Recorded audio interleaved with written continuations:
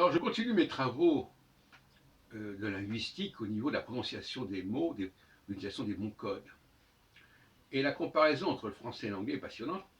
Et je vous rappelle qu'il y a déjà une trentaine d'années, j'avais terminé un certain nombre de travaux sur le plan de la linguistique, que vous trouvez d'ailleurs en ligne.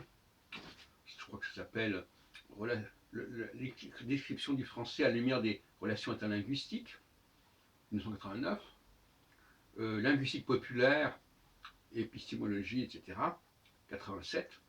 Je vous renvoie à ces travaux de la fin des années 80, il y a plus de 30 ans. Et j'avais complètement négligé, presque totalement négligé, ce que je suis en train de vous dire. C'est pour que dans une recherche, il y a toujours des choses à trouver et que souvent on s'arrête trop tôt pour passer à autre chose. Et là, je suis en train, depuis quelque temps, de me poser des questions sur tout ce qui concerne les diphtongues, c'est-à-dire le fait qu'il y ait deux voyelles. Et j'ai montré que, en réalité, au départ, il n'est pas question que la diphtongue produise un son différent du son de la première lettre de la diphtongue. Il peut être ajouté, mais il n'est pas différent. Et en français, on a des tas d'exemples qui vont à l'encontre de ce que je suis en train de dire et qui montrent bien la déviance et la dérive. On dit la nuit. La nuit. Comment faut-il prononcer? Donc ça s'écrit la nuit. Mais comment ça se prononce? Quel est le code de prononciation? Et pour le savoir, il faut prendre l'anglais, où on dit night. Alors comment passe-t-on de nuit à night? Bien, tout simplement, quand on sait que le UI, notamment en flamand, se prononce oi, oit, eh bien la nuit devrait se prononcer autrefois la nuit, la nuit. Et la nuit, c'est très proche de la night. Un autre exemple, parmi d'autres, le couard, qui a donné l'anglais coward. Eh bien, normalement, ça devrait se prononcer coward, et pas couard. Le OU est un son aberrant en français. Parce que normalement, c'est le U qui doit se prononcer OU. Et donc, si j'écris le couard, ça peut s'écrire couard. Ça s'écrit comme ça, mais ça ne se prononce pas couard.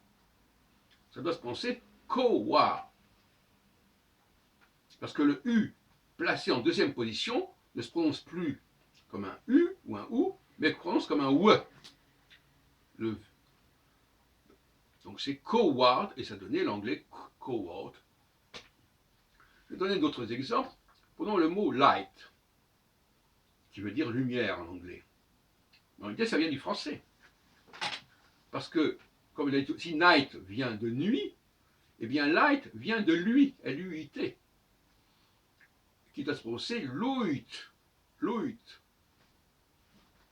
Et cette forme-là, on la trouve dans lueur, dans lumière, dans luisant, etc. Donc, le mot light est tout à fait proche du français quand on comprend que la prononciation, que l'écriture de l'anglais ici n'est que la prononciation phonétique de la forme écrite du français. Donc, prenons le cas, on l'a déjà dit, de fleur. Eh bien, la flower, c'est en réalité, fleur ça s'écrit EU, donc là encore une fois on a une diphtongue. Eh bien, cette projection, ça devrait se prononcer flower, flower. Et flower, c'est passé à flower. Alors, il y a un E muet qui est là, après le W, pour permettre d'articuler sur la consonne suivante. Donc, flower, were. Donc, c'est un E qui ne s'écrit pas, qui se prononce mais qui ne s'écrit pas. Le E de ce type-là ne s'écrit pas. Il s'entend. Alors, qu'est-ce que j'ai encore comme autre exemple? Eh bien, justement, le fruit, F-R-U-I. Donc, il y a le UI, bien, ça se dit en anglais fruit. Pourquoi? Parce qu'initialement, en français, ça se prononçait fruit, fruit, avec le OU de U, puisque le U, normalement, ça s'écrit sans OU. Fruit. Et le fruit a donné le fruit. On pourrait donner d'autres exemples, peut-être moins convaincants, mais c'est simplement comme ça des sondages. Par exemple, la peur, P-E-R, devait se prononcer power, power. Power, ça ressemble à power, qui est le pouvoir. Alors peut-être qu'il y avait un rapport entre la notion de peur et de pouvoir, je ne sais rien, c'est comme ça. Et pour continuer et terminer, sur un sujet qui n'est jamais terminé d'ailleurs, tous les mots en AY en anglais sont des diphtongues. Donc le diphtongue, ça veut dire qu'il y a le A suivi d'un IE. Donc on ne va pas dire le day, on dit die, a die, a why, a pa. Donc voyez-vous, mais ce sont des prononciations, ce sont des changements extrêmement ténus. Et c'est normal que progressivement les choses soient déformées, mais les Anglais parfois prononcent effectivement comme ça. Ils ne disent pas a day, ils peuvent dire a day, a die, a die. Donc leur façon de prononcer est souvent assez floue, assez compliquée, et on a tort de les prononcer à la française.